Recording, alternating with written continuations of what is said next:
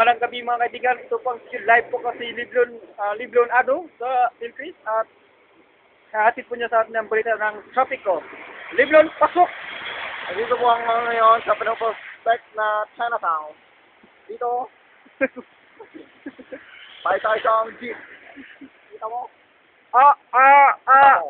Kapuso, kapamilya, kabarkada, kakyo, kamusta ang trapiko dyan? Okay naman. Okay. Maluwang na maluwang. Parang brick ko. Ewan ko ba? At ngayon, itong prospect na mga Koreano, nagawin daw ito. Itong prospect ng mga Koreano, nagawin daw ito yung Chinatown. Bakit ganun? Kung Koreano, dapat Korean town, hindi Chinatown. Iba naman silang Chinese, di ba? Magbuot ka! Huwag kang ganyan! Ito ang Chinatown. Wala akong nakikita ang inchik-inchik. Bakit? Matulin ba ang business dyan ngayon, kapuso? Wala sigurong business ngayon kasi New Year.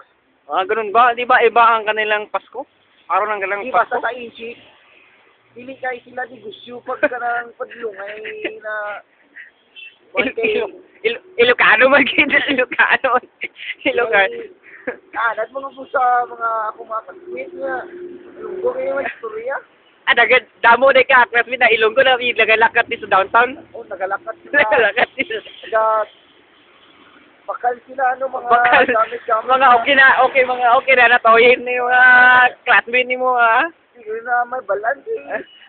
Pangit yun, mga sunoriyahan nila mga... Diin sila nakapuyo. Dadtugod. Dadto, asa dadto? Dadtugod.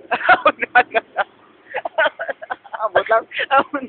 Ito na po, si Lebron. Walang kinikilingat. Walang pinaprotektahan. Servisong tuto lang. Sino? Pwede ko po.